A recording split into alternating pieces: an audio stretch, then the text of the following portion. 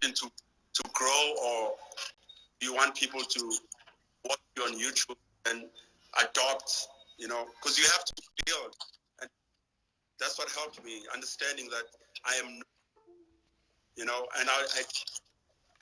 was the lowest paid in the, and I didn't care, balance it out. I'll make more money in South Africa, look after me, and then when I have enough to pay for my bills, I would go abroad and play, and that's how I built my name then. And I think the cool thing is that me and you, we kept in touch. You informed me a lot things which you wanted to do. I remember laying, was it 40 hours? That was 60 hours. That was something else, man. I remember coming to see you almost at the end. You were drained, but you were like going. And what I like is, what I've known about you is more being a visionary. When you say lento nyayenza. Yeah. But I remember when we met and we started talking a lot of business, and I started talking to you about property. Yeah. And Kuluma ngita is Tina's boy out here. Yes. And I remember when you got your first property, you say, Grootman, no. Because you used to love cars. What was I also born? And you called me. Then I saw that house, they're not clean. I said, no. Yeah. And later you call me to show me something and say, I'm investing in this. You're buying bricks. What? Kuluma Tina's boy. Yeah. But later I just said, wow. I was hiding cars from you still. Yeah, but at the same time, you balanced it and one would but you know what I like about it is that you invested in the property. And that's why I always tell that you are cool, you are whatever. Then the rest, you can start doing whatever you have to do. Yeah, you see, this hard thing, Buddha, just sorry to cut you. It's something we need to learn as Black people. It's something we need to do. Wait. Before you say that, did you feel offended when I was saying with Alento Moto Silva? No, I didn't. Yeah. No, it was a big wake up call. I didn't. So it's something that, because it's always been a symbol of success for Black people, because of where we come from, especially in this country. So when you drive a nice car, it's not even from us alone, guys. It's not even from us alone. It's from our parents and my parents didn't have cars. My mom only started having cars like later in life. So it's always been a big thing for Black people to have a car. So it's okay, when you start making your money, go for it. But tick a box. Well, those cars, it's a box that's ticked. Like, yes, I wanted a Benz and now I have it. What's next? Yes. You can't then go from there to a fleet.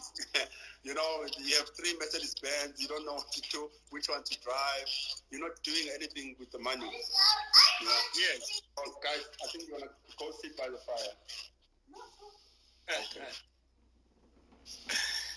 Yeah, and coming into that, property became one of the things which I've been passionate, but you've become more passionate more than me. And now these days, you are the one who's calling me and say, hey, Buddha, did you see that deal? Are you looking at this deal? And I remember just a couple of weeks asking you and say, hey, Buddha, now we don't have gigs. We don't have anything. Do you understand? There's no gigs. We're not getting any income. Yeah. And you said, and you told me about some investment which you had done the property. How has it saved you?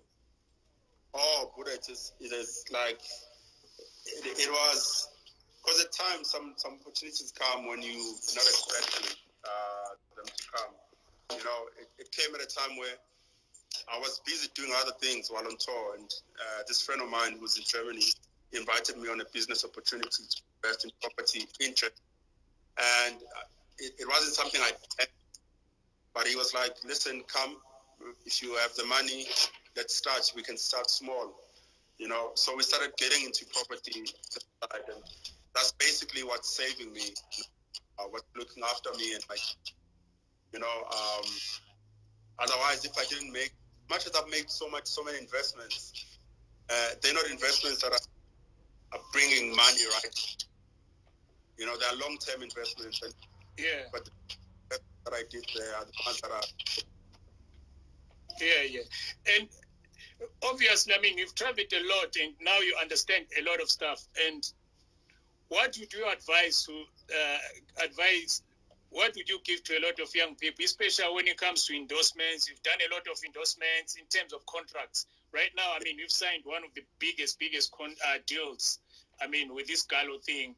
But what would you advise? Because I think a lot of youngsters I've met, or a lot of us musicians or whatever, we easily get excited, not understanding what's going on. And later, when these things hit, it becomes like a problem. What would you advise? The most important thing, I don't try my network is like that. I keep trying to fix. The most important thing, you need to start building your brand. First, because you can't make any endorsement without a brand, a strong brand. And if you start making such deals too early, it might affect your brand moving forward, because you're gonna hit the ceiling. You know, and most artists, I feel like what they don't do is to plan. You know, like if you're an artist, what's your next move? You know, what are you planning to do? I'll tell you mine. You know, for the past 2 years, I've been shooting content to produce a documentary about my life. You know, and before then, I was working on deals. You know, before then, I was working on my album. Before then, I was working for. So, what are you working on as an artist? And that question is the most important question ever, because you can't just sit and expect growth without you putting any kind of money or effort. Yes. Wow. You know, build your brand equity first and make sure it's strong. And you can start navigating, and also just choose people you want to collaborate with, because that's what it is. An endorsement is a collaboration, you know. Choose very well who you want to associate with. You know what? I want to play you something, right? Sure. I want to play you something. Just wait. Let me sort out my thing here. So you better have I want to play you something.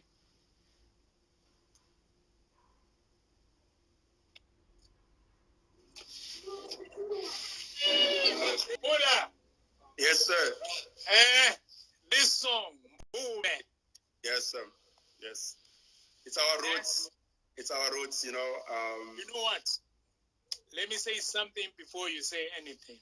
Yeah. This song was recorded in 1939. Yeah. And this song, you asked me the other day, 3 days ago, because what I like is that when you've got information, you like to share with me and say, you know, read this, watch this, whatever.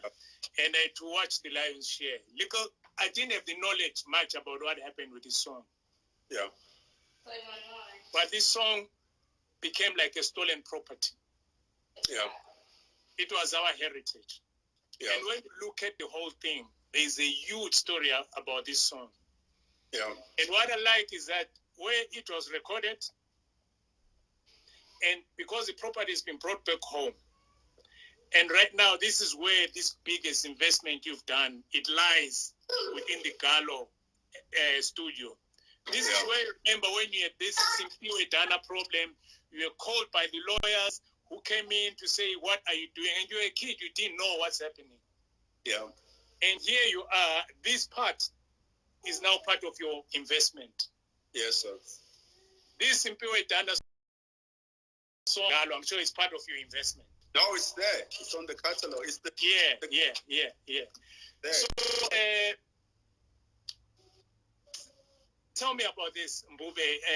How do you feel about it? My heart gets very sore, you know, because so many people tried, you know, Malan tried his best to help the family, to get the money. Like, he worked tirelessly, to try help the family. Or the team that was put together to help the family. Even the Minister of Arts and Culture back in the day, Paulo Jordan, he got involved. He funded the lawyers to try fight and get the money back. But they were fighting a multinational, like one of the biggest companies in the world, who were very smart and decided not to go to court, but they went straight to the family. But now what you must remember about us and our families and our background, we have history of money. Yes. We don't know money. So if a Disney is going to come and say, this is an example, I'm going to give $200,000 for life, it's like almost 5 million rand a person. You're going to think, wow, I've never had money in my life. Realizing that you are telling the song for life. And that's what's said about the story, is that they played their cards right, where they didn't want to deal with the lawyers and the family, and they made sure the amount was never disclosed. It was in contract that do not disclose the amount of money we pay, and give the money straight to you, not to the lawyers, not to anyone else. And the family didn't have anything. Yes. Naturally so. So they took the money. And the song out there, I mean, it's on even the one with Beyonce, which is the biggest Lion King ever. My heart, I mean, this case can come up again and be dug up again, be spoken about again, and Disney can do better than the amount of money they paid. Yeah. I mean, right now you've invested into this institution, Gallo, which is a legendary, where you find most of our, heritage when it comes to music. Yeah. You understand? I mean, how did this come about? Why did you decide? Because, I mean, for example, I thought that, when we did deals with Kalau, I thought that, this was the ultimate. For example, when we started Kwaito, we couldn't, major record labels didn't want to deal with us, but we had to go underground, start selling our tapes, and later, they came in, and then, they understood us, and then we became big. But when we went to negotiate, we only wanted distribution. They were giving us 80, and they were getting 20, and that was how Kalawa was born, and this was the ultimate. Yeah. And from me, sitting back, when I've always thought that this is the ultimate I had done in the music history in terms of thing, you come in, you do this huge thing, which is to acquire the thing. How did that, part of Gallo, I mean, now you are one of the major shareholders, and how did that dream come about? Basically, I started a company called Flight Mode about 3-4 years ago. A guy by the name of Simu Mukai runs the company. It's an investment company. We are angels for startups. So we find startups. I have a portfolio built of companies that we founded. South African, even non-tech, in the US. So, but one of the things that we have been working on is, do you want to go sit there? Sorry, one of the companies that we have been building is a streaming service called Bongbox, which we are about to launch with Huawei. So it's gonna come preloaded on Huawei. We are about to conclude that deal. So it made sense, since we are working on a streaming, to acquire the label, because none of the streaming services around the world have owned the music. Everyone licenses it, all these different. So it came at the right time, where we are about to launch Gongbox, and then there's a Gallo acquisition opportunity. Hence, we went for it. Mm-hmm. I mean, there's lots of archives. What are you going to do with those archives? Because, wow, there's lots. That thing is old, man. You're going to find this very interesting. We've also creating another one called STEMFI. STEMFI is going to be a hub where you can go find separate and stamps. So, for example, if you like a Shabalala's voice, Ubab Shabalala on Ladysmith Black Mamba, only want his voice. It's going to be available for you to sample, to remix, to repurpose, whatever you want to do. All the rights are reserved to the artist, and it's another form of music. So we're also developing this STEMFI where all stamps, are going to sit there, including my stamps, because what we do with them, we put them in our hard drive and they get them. Now I've opened them for the world. People who want to come sample South Africa, they're all going to be available. Mm-hmm. And tell me, with the problem we have, because I think in this country, and you understand what's happening international, there's always been a problem with the artist management, where you find that, we don't really have proper artist management. And most of these artists, they start making mistakes because there isn't a proper structure. Yeah. Look, one of the things that we want to do is build more of like ecosystem. Our industry has been, unfortunately, very close for a long time. And you can't really only blame record labels. Even artists have been proactive in building their back end. So we want to build that for artists. We want artists to be able to have medical aids, salary protection. If you want to save money for education for your kids, you want to have a life cover. We want to add all this. We want to create solid infrastructure for artists for the first time that it is there and it exists.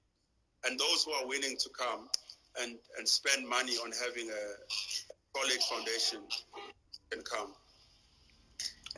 And a lot of people who know, what are the other artists who are, the prominent artists who are part of this deal? I saw everyone. I saw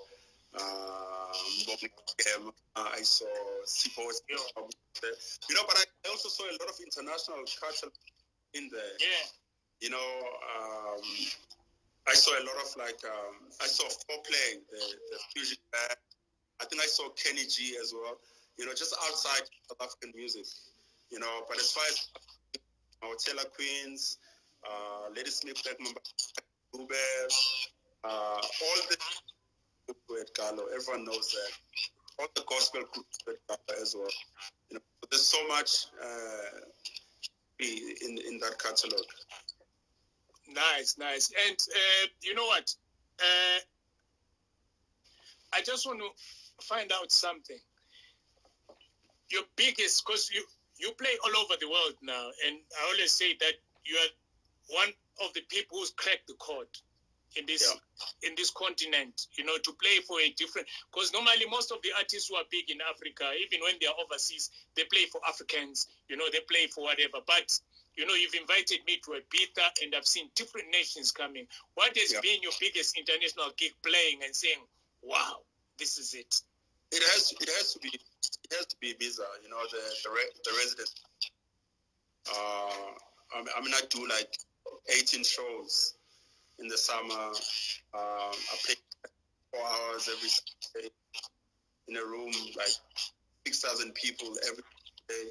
It's my home. I'm comfortable. You've been there before. Free whatever I want. It's just I'm gonna hold it. Maybe it's gonna sound good. I don't know.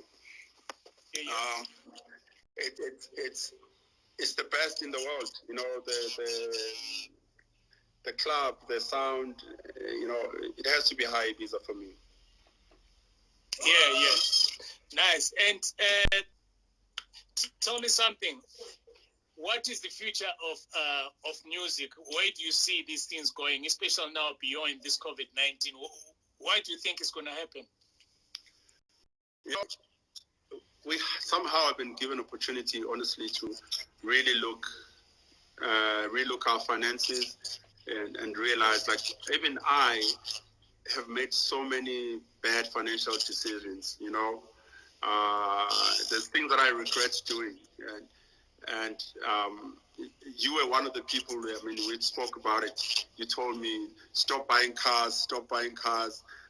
You know, there's a lockdown. I have 6 cars in the garage. I'm driving nothing. You know, and I'm sure I'm not the only one. You know, so there's so many bad decisions that we've made as musicians, and I feel like it's time to really look at what's important. You know, when we open and we start making money again, what are the things that we're going to fix? You know, how are we going to sustain moving forward? Mm-hmm. And let's talk about the artists now in this country, COVID-19.